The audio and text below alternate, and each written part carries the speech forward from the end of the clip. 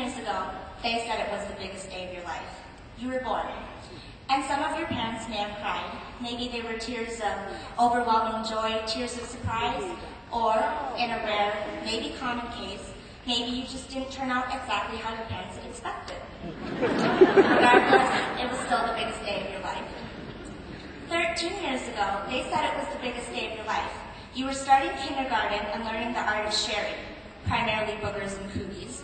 And the art of Crayola crayons, memorizing the names of all of them, from cadet blue to fuzzy wuzzy brown to macaroni and cheese. But sometimes you cried because you had to settle for the inferior set of rose art crayons that instead had blunt, unoriginal names like, red and blue.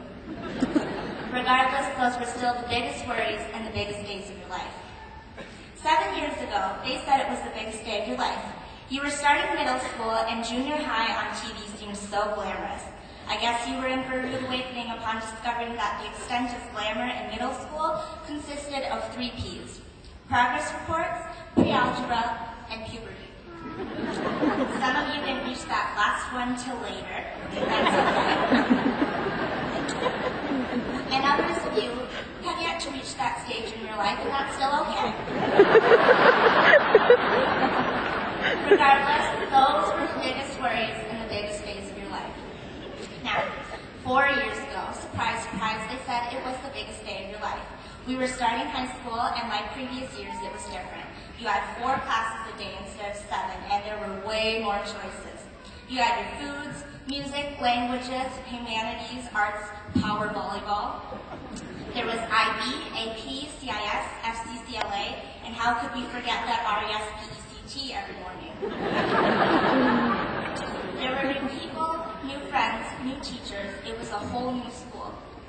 It shouldn't have been that different from previous years, because we'd all switched schools before, some of us multiple times. But this time, it was different. This time around, your parents may have been right. Don't worry though, it's probably the only thing they'll ever be right about in your whole entire lives. Regardless, high school was supposed to be the place that would open up doors, the place that would define who you were for the rest of your life. They said everything you did mattered here more than anything. What grades you got, what classes you took, what sports you played, what color lockers you stood by. These were now the things that identified you. This would mark the difference between whether you ended up being some rich corporate hotshot, a pro football player, Nobel Peace Prize winner, or that crazy neighbor down the street who nobody really knew what he did, who he was, or what high school he went to, and nobody ever saw him in broad daylight, but he was the creepy neighbor.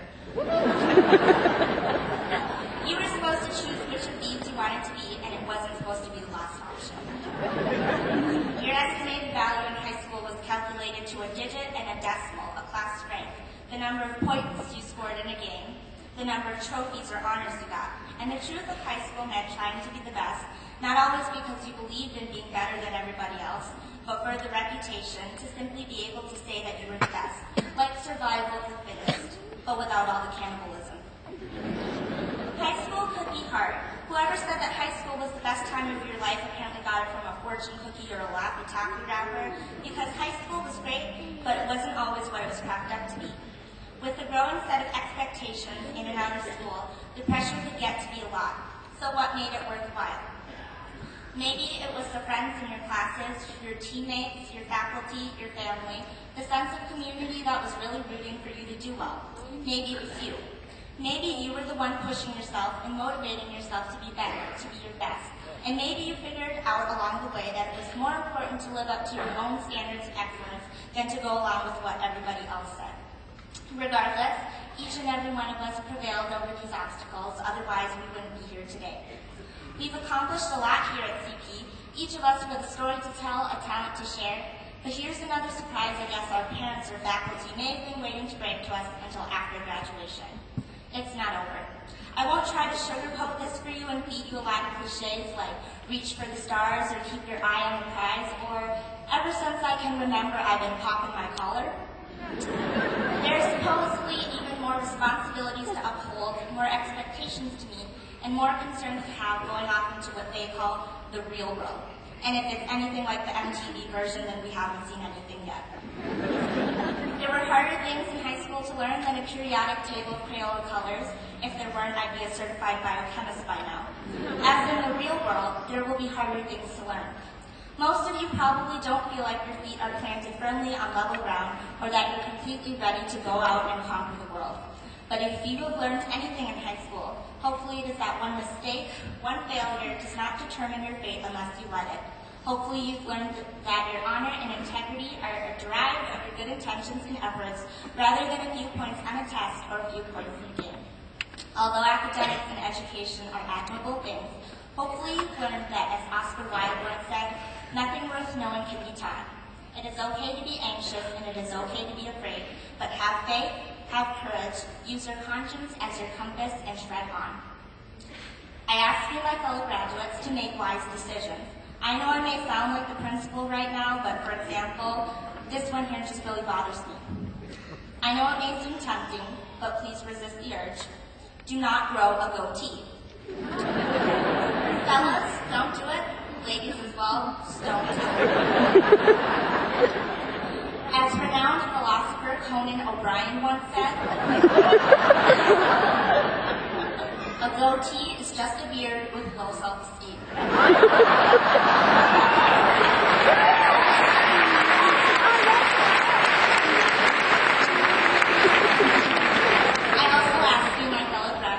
Open to new experiences. College, I hear, is full of them. Some of them I can mention up here and some of them I can't, so I'll leave it up to your imaginations and hope that you be open to new experiences. You are here during the biggest day of your life until, I don't know, your wedding night or the next time the Vikings reach the Super Bowl. This is not a beginning nor an end. This is a continuation of your string of accomplishments and talents. You've made it far and you should be proud. I'm sure our faculty, friends, and our families are immensely proud of all that we've done and what we're celebrating here today. As well, we thank our supporters that have helped us through these growing experiences. By the way, now would be a good time to ask for money. I wish you all good luck in everything you set off to do and hope that your setbacks only motivate you to work harder. I wish you all happiness and meaning in your lives. And lastly, I congratulate you all for being here, for making the effort to be here, and for making Champlain Park the home of the rebels and the home of some of the brightest and finest. I congratulate you on making it to the next step of the biggest days of your lives. Congratulations, class of 2008, and finally, in the words of the greatest, most brilliant philosopher, Mr. Matt Matson, thank you, Champlain Park, and go Rebels.